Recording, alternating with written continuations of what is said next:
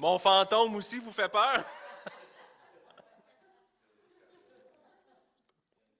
Non, on fait des farces. Alors voilà, c'est le fun de rire ensemble, là. C'est vraiment une bonne chose, un don de Dieu, hein, le rire. Et puis, pour vrai, maintenant, tu t'en vas t'asseoir là? Non.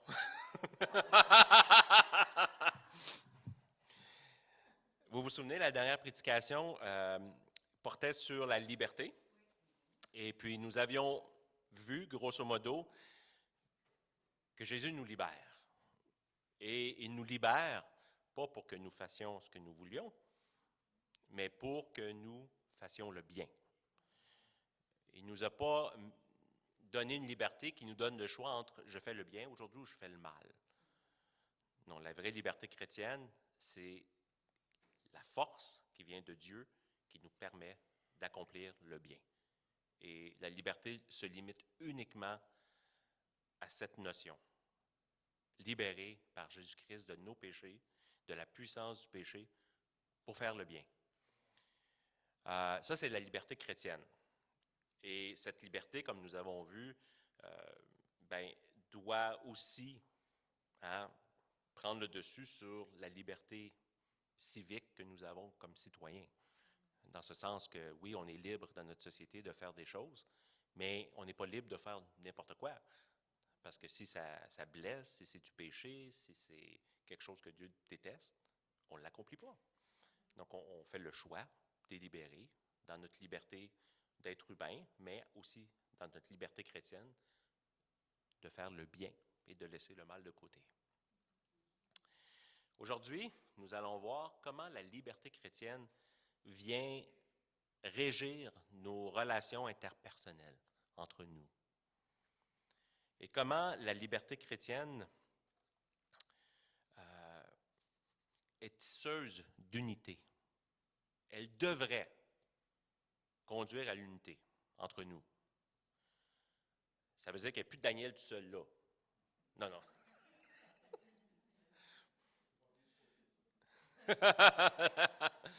Vous allez me faire un torticolis, parce que je dois prêcher en vous regardant dans ce coin-là. Les apôtres ont clairement indiqué dans les Écritures comment la liberté chrétienne conduit à l'unité. Nous pouvons voir ça, premièrement, dans Galates 5,13. Je vais te laisser... Bon, je peux le faire, hein? Je pense qu'il faut que je fasse comme ça. Ah, voilà. Frères et sœurs, c'est à la liberté que vous avez été appelés. Seulement, ne faites pas de cette liberté un prétexte pour suivre les désirs de votre propre nature. Au contraire, soyez par amour serviteurs les uns des autres. Et Pierre dit sensiblement la même chose. On peut voir ça dans 1 Pierre 2, 16, 17. Comportez-vous en homme libre, ou en homme et femme libres, sans faire de la liberté un voile qui couvre la méchanceté, mais en agissant au contraire comme des serviteurs de Dieu. Respectez chacun, aimez les frères et sœurs, craignez Dieu, honorez leur roi. Bon, on n'honore pas le roi ici, là, mais respectez le premier ministre. Ça revient pas mal au même. Cette liberté, qui conduit à l'unité, fonctionne avec un élément clé, qui est la charité, que j'ai choisi d'appeler l'amour pour que tout le monde comprenne le mot plus moderne. On parle d'amour. Mais la charité. Dans ces deux passages, on nous parle de liberté. C'est clair, on parle ici d'exercer notre liberté de chrétien, mais de ne pas faire de cette liberté quelque chose qui nous rende méchants ou inconsidérés. Au contraire, parce qu'on a reçu cette liberté, les textes nous disent clairement qu'on devrait marcher vers l'unité chrétienne, se servir les uns les autres par amour. C'est une liberté qui est toujours en train de réfléchir au prochain, de se poser la question, mais est-ce que je peux faire ça vraiment? Parce que si je fais ça, peut-être que je vais blesser mon frère ou ma sœur, ou peut-être que je vais offusquer telle ou telle personne. Pourtant, je pourrais faire cette chose-là, mais parfois, on se rend compte qu'il y a certaines choses qu'on ne fait pas, puis on le fait librement, et joyeusement par amour, parce qu'on sait que c'est une occasion de chute pour quelqu'un d'autre. Et pas nécessairement juste pour des chrétiens, pour des non-croyants aussi. Donc, c'est une liberté qui fait en sorte que nous voulons accueillir favorablement ceux qui sont autour de nous, notre prochain, chrétien ou non, peu importe la race, peu importe le rang social, peu importe la richesse ou la pauvreté. Cette liberté chrétienne est une liberté qui nous focus, il y en a qui ne vont pas aimer ce mot-là parce que c'est un anglicisme, qui nous fait focaliser sur notre prochain. Nous considérons l'autre avant de prendre des décisions. Évidemment, notre liberté se nourrit elle-même de l'amour de quelqu'un. Elle se nourrit de l'amour de Dieu à notre égard. Dieu nous a aimés le premier. Il nous a libérés de nos péchés, de la puissance du péché, et il nous a rendus libres. Libres pour aimer en retour. Comme lui nous a aimés, nous aimons notre prochain.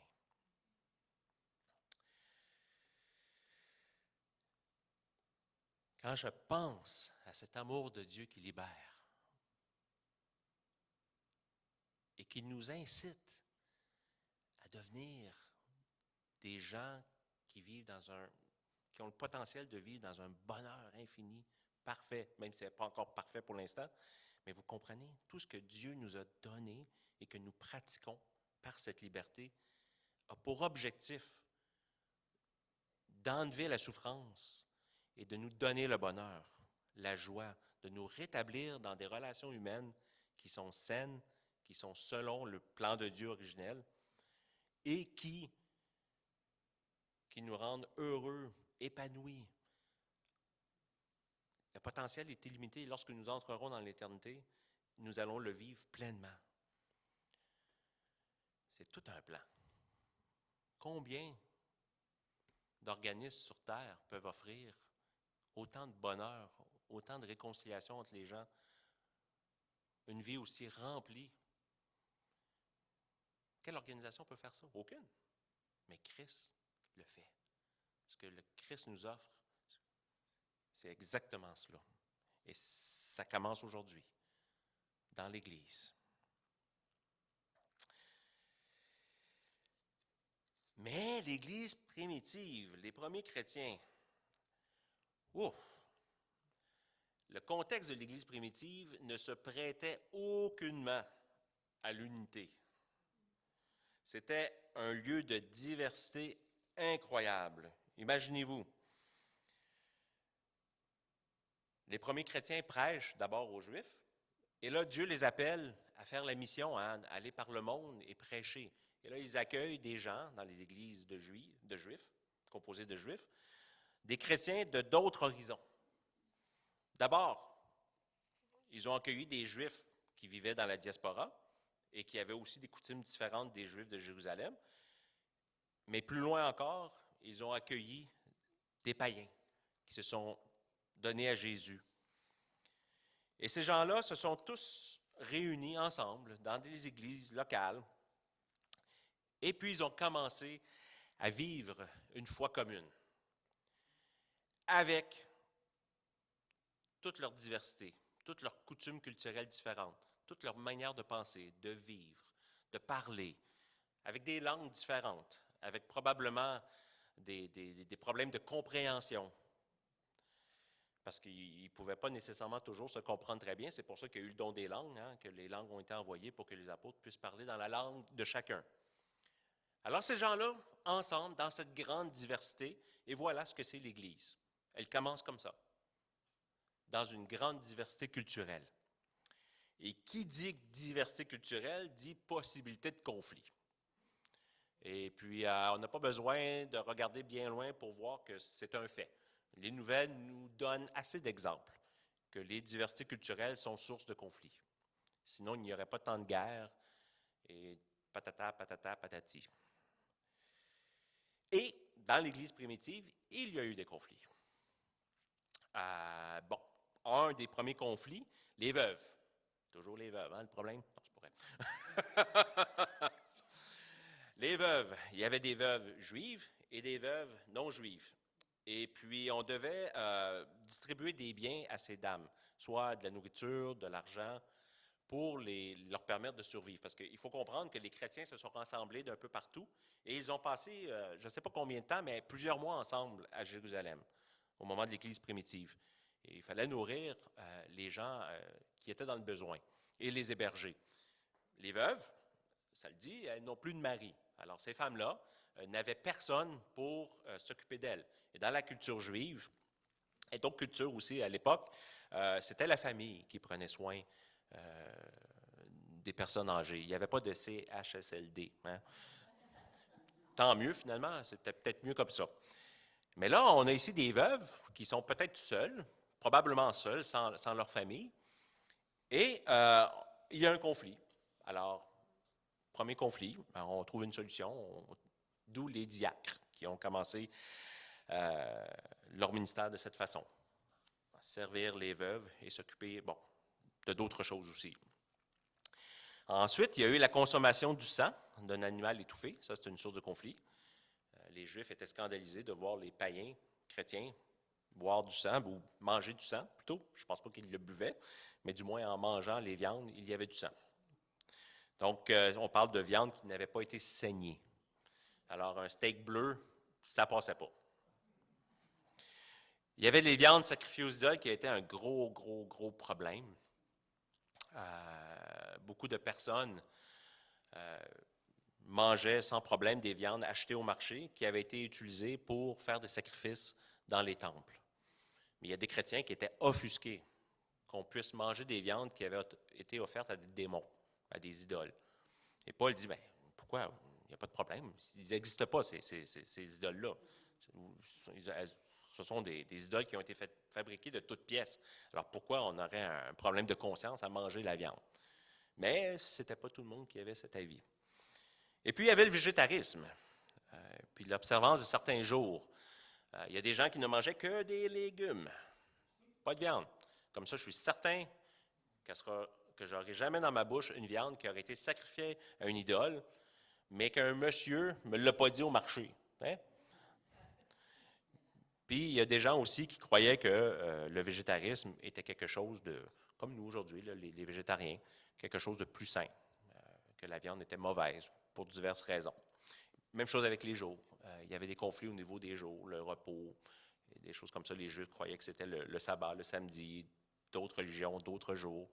Certains observaient les jours plus que d'autres. D'autres, des chrétiens, ne voulaient pas observer le sabbat parce qu'ils se disaient, c'est pas ma coutume à moi. Pourquoi je ferais ça? Alors, comment arriver à bâtir l'unité au milieu de tant de conflits et de possibilités de conflits, parce qu'il y en avait sûrement d'autres? Comment faire? Eh bien, il y a deux solutions qui ne fonctionnent pas d'emblée. Le conformisme et le je m'en foutisme. Ce sont les deux choses qui, de toute évidence, ne pouvaient pas fonctionner et que les apôtres n'ont pas utilisé comme solution. Le conformisme. À la suite de la fondation des premières églises, les apôtres se sont rendus compte très rapidement qu'ils ne pouvaient pas agir par le conformisme pour amener l'unité dans l'Église. D'abord, quand ils se sont rendus compte que beaucoup de Juifs qui se sont convertis ont commencé à abandonner les coutumes juives parce qu'il y en a eu, et que les non-juifs sont entrés dans l'Église qui sont venus avec des coutumes complètement différentes, ils se sont rendus compte que c'était impossible de demander aux églises naissantes de se conformer à la foi juive et aux coutumes juives. Et là, ils ont dû, disons, ouvrir leur perspective. Ils étaient face à une église naissante avec de nouveaux horizons qui s'ouvraient à eux. Et ils n'avaient aucune espèce d'idée de la forme que ça devait prendre. Les apôtres ont dû composer au fur et à mesure que l'Église grandissait. Ils ont dû composer avec plein de choses nouvelles, plein de nouvelles coutumes, plein d'adaptations, des conflits et tout ça. Donc le conformisme ne pouvait pas fonctionner, il ne pouvait pas imposer les coutumes et la loi juive. Certains l'ont essayé, les judaïsants, et Paul les a littéralement démolis. On le voit dans les évangiles, Paul était littéralement en mission contre ces gens-là pour détruire cette idée que les chrétiens non-juifs devaient se conformer à la loi juive.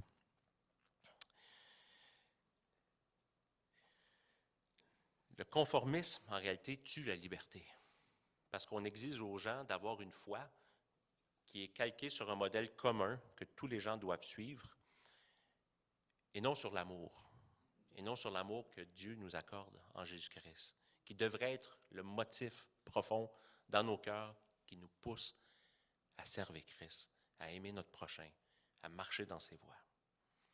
Le conformisme crée la religion, le légalisme, et il nous entretient dans des cadres religieux et légalistes.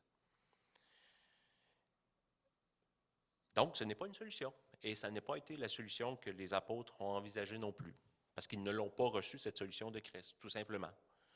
Christ nous a enseigné qu'il venait nous affranchir de la loi. Alors, de toute évidence, le conformisme n'était pas un enseignement de Jésus. Mais le je m'en foutisme, il n'était pas non plus question pour les apôtres de donner l'impression que n'importe qui peut faire n'importe quoi dans l'Église. Demandez à Ananias et Saphira, qui sont morts parce qu'ils ont menti aux apôtres sur leur bien personnel alors qu'ils n'avaient aucune raison valable de le faire. Il est faux de penser qu'on peut faire ce qu'on veut dans l'Église. Ce n'est pas parce qu'on ne se conforme pas à quelque chose de précis, comme l'enseigne le conformisme, qu'il n'y a pas des règles de vie entre nous. Il y a des trucs qu'on ne fait pas. Je ne mens pas à mes frères et sœurs. Enfin, je ne mens à personne. Je ne frappe pas. Vous comprenez? Oui, il y a une loi qui existe, écrite, et qui nous donne des repères, des balises pour savoir comment se comporter en être humain. Donc, on ne fait pas n'importe quoi dans l'Église. La liberté que Christ nous a acquise ne veut pas dire que m'en fous, ça ne lui plaît pas, tant pis. Moi, le faire pareil. Ça, c'est du je m'en foutisme.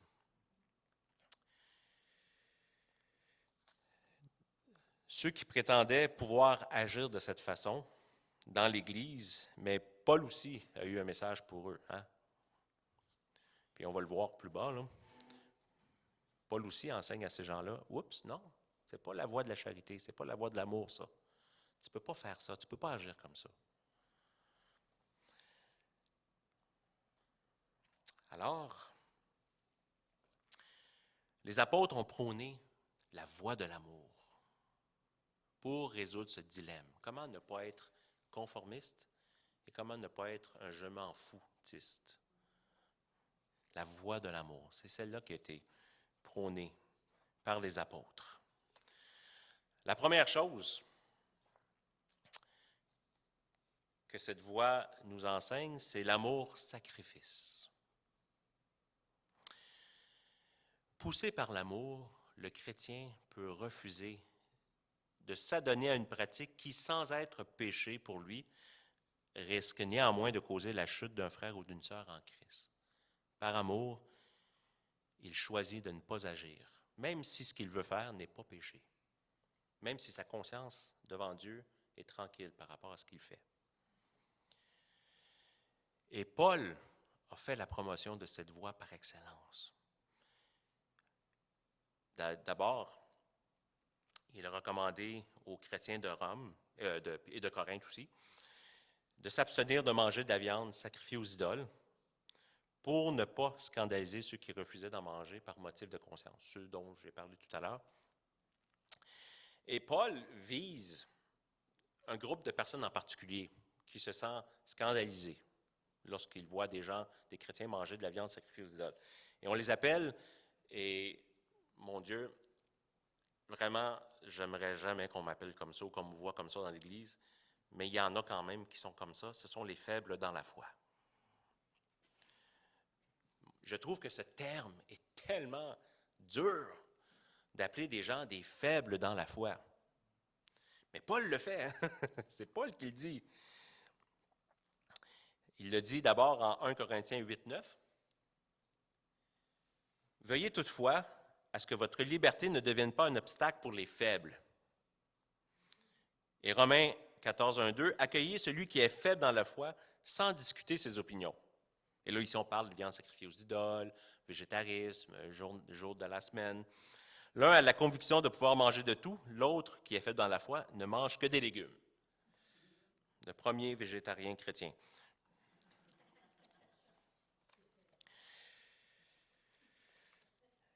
Il y a des gens qui sont faibles. Et c'est un fait qui existait à l'époque et qui existe encore aujourd'hui. Quand vous recevez ce titre, et si quelqu'un vous dit que vous êtes faible dans la foi, ouch, ça doit faire mal. Et si vous sentez que quelqu'un vous traite comme si vous étiez un faible dans la foi, ouch, ça doit faire mal. Mais ça veut dire quelque chose. Ça veut dire qu'il y a un manque de maturité dans votre foi. Ça veut dire qu'il y a un manque d'ouverture d'esprit pour être capable d'analyser les choses et de voir ce qui peut être différemment fait. Ça peut être aussi une personne qui est limitée, qui ne peut pas aller plus loin, qui n'est pas paresseuse dans sa foi puis qui refuse de maturer. Ça peut être tout simplement quelqu'un qui n'a pas les capacités mentales d'aller plus loin. Et c'est correct. On ne peut pas leur en vouloir à ces gens-là. Ils sont comme ça. Et ça, j'en ai rencontré des gens comme ça. Des gens qui avaient des maladies mentales. Et je me suis rendu compte qu'essayer de faire passer une conviction qui est bonne ne fonctionne pas par lui parce qu'il devient, ou pour elle, parce que cette personne-là devient tellement insécure et est sur le bord d'un précipice, comme si tout d'un coup, elle se jetterait dans le vide et abandonnerait sa foi, elle serait perdue à jamais parce que quelqu'un a fait quelque chose qu'elle ne pouvait pas accepter, comprendre ou intégrer dans ses convictions personnelles. Donc, quand on voit des gens comme ça dans l'Église, ce n'est pas du conformisme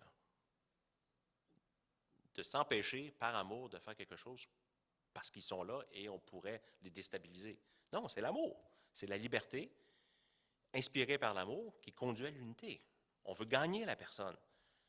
Gagner, ce qui veut dire ici, la garder auprès de nous, pas lui faire peur, la garder dans l'Église, hein, dans la communauté.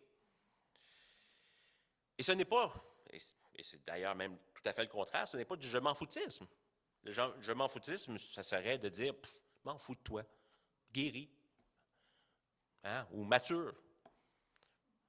Non. La personne a un cheminement et il faut respecter. Ça ne veut pas dire que des fois, il ne faut pas travailler avec la personne pour l'amener à plus de maturité. Mais il y a une façon de faire ça. Il y a un moment pour le faire. Il faut le faire dans la prière. Il faut que la personne soit prête aussi. Hein? On ne peut pas pousser quelqu'un, hein? Hey, deviens mature. Non, ça ne se fait pas comme ça.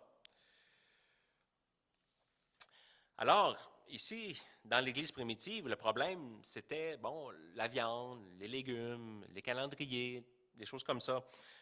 Mais aujourd'hui, le principe est le même. Et celui qui revient souvent, hein, le thème qui revient souvent, c'est l'alcool. Et maintenant, on pourrait même intégrer le cannabis là-dedans. Parce qu'il y a des chrétiens qui fument du cannabis maintenant, depuis que c'est légalisé. Alors, ça amène de nouvelles questions. La cigarette. Bon, il y a des chrétiens qui croient que c'est correct, la pipe, la cigarette, d'autres non. Le café. À l'époque, le café, c'était drôle parce que les chrétiens d'Angleterre venaient en Amérique et ils disaient aux chrétiens américains, « Vous êtes des grands pêcheurs, vous buvez du café. » Et eux répondaient, « Ben vous êtes des grands pêcheurs, vous fumez le cigare. » Mais c'était des sources de conflit. Le vélo à pédale. Les premiers chrétiens, certains accusaient des personnes d'être de mauvais chrétiens parce qu'ils faisaient du vélo à pédale et c'était démoniaque. Tu sais, donc, il y a des choses qui deviennent des sources de conflit. Et il faut faire attention. Vous avez certainement tous, un jour dans votre vie chrétienne, fait le choix de ne pas prendre d'alcool en présence d'une personne qui avait un problème d'alcool. Je suis presque certain que vous avez tous fait ce choix quelque part. Et vous ne l'avez pas regretté, et même que vous étiez probablement très content de le faire, ce choix. Mais c'est ça votre liberté, inspirée par l'amour et qui conduit à l'unité. Et ça demande une maturité pour arriver là. Parce qu'il faut être continuellement en train de réfléchir à notre comportement et à la manière dont on va agir et aux décisions que nous allons prendre. Et c'est pas vrai que toutes les situations se ressemblent. Donc, c'est pas vrai qu'on apprend les principes d'un coup. Oui, on connaît les principes, mais on apprend comment les appliquer dans certains contextes et c'est fini là, je suis correct pour toute ma vie. Non, il y a toujours de nouvelles situations qui arrivent, de nouvelles choses. Des fois, on découvre un chrétien ou une chrétienne qui a un problème avec quelque chose en particulier, puis on est comme, oh, OK, je comprends pas pourquoi la personne boque là-dessus. Mais on réfléchit, on essaie de comprendre, on veut appliquer l'amour, on veut que notre liberté serve à gagner le frère et la sœur et pas à le repousser. Et la voie de l'amour, en plus d'avoir l'amour-sacrifice, il y a l'amour-tolérance. Parce que Paul dit, en Romains 14, 3, que celui qui mange de tout ne méprise pas celui qui ne le fait pas. Et que celui qui ne mange pas de tout ne juge pas celui qui le fait, car Dieu l'a accueilli. Paul, il est pas mal juste. Hein? Ce qui est bon pour Minou est bon pour Pitou. Toi, tu peux manger quelque chose, tu n'as aucun problème, tu manges de tout, mais fais-les pas si ça dérange ton frère. Mais toi, là, qui n'es pas capable de voir l'autre manger, ben oui, il ne le fait pas devant toi, fine, il est correct avec toi, mais ne va pas le juger secrètement dans ton cœur, puis le calomnier, puis l'haïr parce qu'il décide de manger de la viande sacrifiée aux idoles, ou de prendre de l'alcool chez lui, puis toi, tu n'es pas d'accord avec ça. Non, non, il faut que toi aussi, tu sois tolérant. Il faut que tu apprennes la tolérance. Et Paul l'enseigne, ça va dans les deux sens. Il n'y a pas deux poids, deux mesures. Il y avait des chrétiens dans l'Église primitive qui devaient s'efforcer de considérer les autres pour ne pas les offusquer.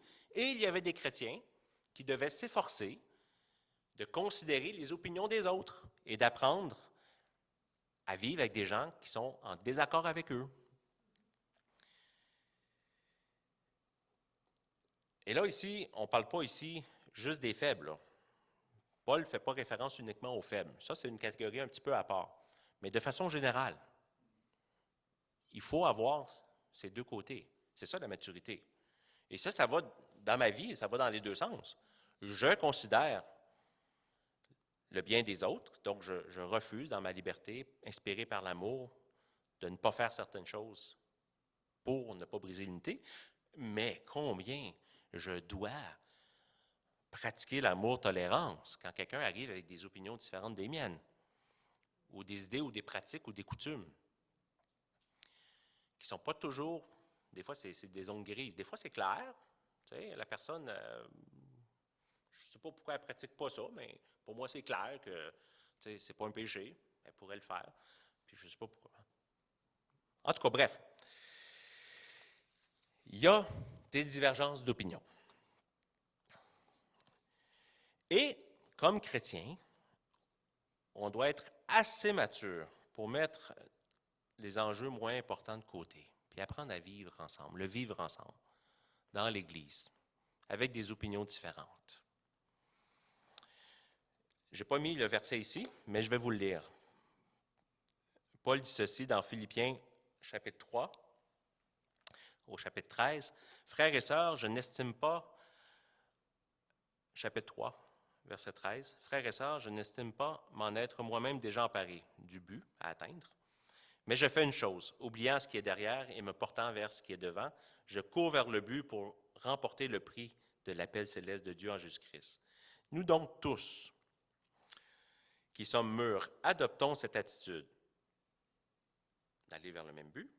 Et si vous êtes de notre avis sur un point, une opinion, Dieu vous éclairera aussi là-dessus. Seulement, là où nous en sommes, marchons dans la même direction et vivons en pleins accords. » Donc, il y a une intention hein, de marcher dans la même direction et d'apprendre à vivre avec des opinions différentes. Parce que, de toute évidence, tant et aussi longtemps que Christ ne sera pas revenu, ça ne va pas changer. L'Église va toujours être composée de gens qui ont des opinions différentes. Et ce n'est pas parce qu'ils sont méchants, c'est juste parce qu'on est différents. Et ce n'est pas vrai qu'on ne peut pas vivre sans avoir une unité. On peut, comme chrétiens, si on fait correctement les choses, s'entendre et vivre malgré nos différences. Il y a des différences doctrinales qui nécessitent des divisions, parce que ce sont des hérésies qui sont enseignées, mais on ne parle pas de ça ici. On parle vraiment de choses qui ne devraient pas nous diviser.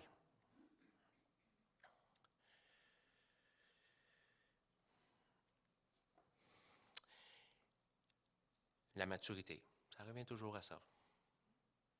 Est-ce qu'on veut grandir en maturité pour vivre ensemble comme chrétiens, malgré nos différences? Mais il faut quand même ouvrir une parenthèse. Il y a une catégorie de chrétiens dans l'Église qui se sont mérités plusieurs versets. Je dirais ça ici. Ils se sont mérités plusieurs versets. Et vous allez comprendre pourquoi. On les appelle les disputeurs. Les gens qui aiment ça, les disputes. Il y a des gens dans l'Église, il y en avait à l'époque de Paul, à l'époque du Nouveau Testament, qui sont toujours animés d'un esprit de dispute. Peu importe où ils vont, partout où ils passent, ils sont toujours en train de se disputer avec tout le monde. Des disputes de mots, des disputes d'opinion, des disputes de doctrine, des disputeurs. Ils ont la maladie des disputes de mots. Pour eux, tout devient source de conflit. Chaque fois qu'on fait une rencontre, rayon de prière, hein, il y en a toujours un, il me semble, quelque part, qui est toujours en train de s'ostiner avec l'animateur. Si on leur donne la voix le dimanche matin, comme dans certaines églises où j'ai assisté, ils se lèvent et ils nous confrontent directement, alors qu'on est ici debout, en train de parler. Des disputes en privé, disputes.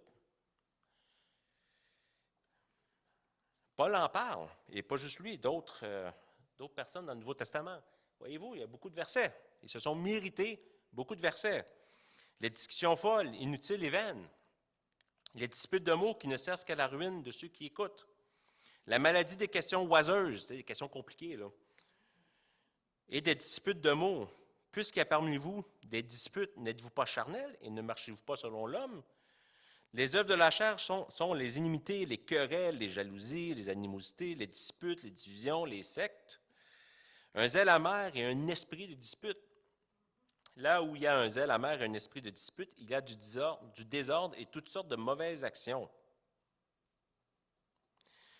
Je faisais partie de cette catégorie-là quand j'étais plus jeune chrétien. J'étais un disputeur.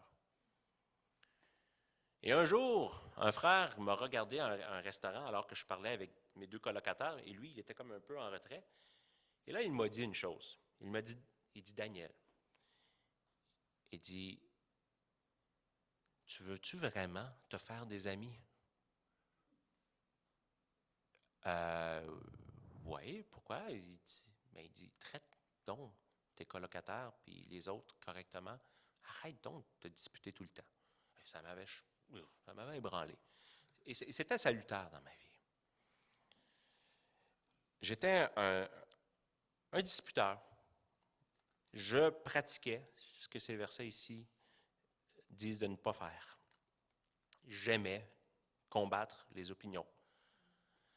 Et cette maladie, qui est une maladie de péché, eh bien, je pense que ça le fait malheureusement en sorte que les gens autour de moi s'éloignaient. Et à juste titre, ils devaient se sentir un peu inconfortables. Et c'est d'ailleurs quelque chose qui est assez commun chez ces gens-là. Ils ont le tour de faire fuir les gens. Il n'y a plus personne qui veut les inviter. On ne veut pas leur donner de place, surtout pas pour prêcher le dimanche matin, et encore moins pour parler dans une assemblée. On les garde en retrait. On ne leur donne surtout pas un blog sur Internet. Les pasteurs bloquent les numéros de téléphone et les courriels qui rentrent, parce que les pasteurs reçoivent de ces disputeurs-là de longs courriels. Avant, ils avaient au moins 2 jours de pause après le dimanche, le temps que la lettre se rende par la poste. Maintenant, ils arrivent à la maison, puis il y a déjà un courriel qui les attend, et ils ont déjà un char de marde que leur prédication était hérétique. Excusez, là, c'est grossier ce que je dis, là, mais c'est ça que c'est. Donc, les disputeurs ont une cote d'impopularité énorme, très élevée. Mais ces gens-là, la voie de la tolérance, hein, l'amour-tolérance, ô compris dur, ô compris pour qu'ils le comprennent. Et merci ceux qui ont prié pour moi. Je ne dis pas que je n'ai pas encore des élans de disputeur, mais j'ai fait des améliorations dans ma vie.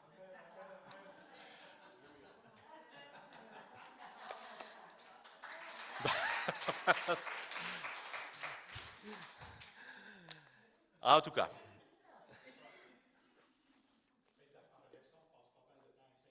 C'est ça. Je m'attendais, là, je me dis, qu'est-ce que Pierre va dire? C'est drôle, je me disais ça, mais en fait, bon. Merci, Pierre. J'ai fait mon mea culpa, c'est correct. Je ne serai plus assis seul. Vous attendiez juste ça, hein? Non, je fais des farces. Donc, je vais finir maintenant. Nous sommes libres parce que nous le choisissons. Parce que Christ nous a donné cette liberté. Nous choisissons d'être libres, inspirés par l'amour pour bâtir l'unité. Voilà notre liberté. Lorsqu'on pense à la maturité chrétienne, ce sont les éléments, les 3 mots qui devraient revenir à notre esprit. Libéré du péché, donc libre pour faire le bien. Mais faire le bien dans la liberté qui est inspirée par l'amour. Parce que la liberté chrétienne est comme tout nu sans l'amour. Elle n'existe pas. Donc, avec cet amour, dans le but d'atteindre l'unité. Liberté, amour, unité. Ce sont les ingrédients de la maturité chrétienne. Et puis, si on veut retenir 2 autres petits mots, l'amour-sacrifice, l'amour qui fait en sorte que nous nous sacrifions pour l'autre, nous sacrifions des choses qui nous tiennent à cœur, qui sont justes, qui sont correctes, mais par amour pour l'autre. Et l'amour-tolérance, être capable de tolérer ceux qui ont des pensées différentes des nôtres ou des pratiques ou des coutumes. Pas facile, mais pas impossible. Que Dieu vous bénisse. Amen.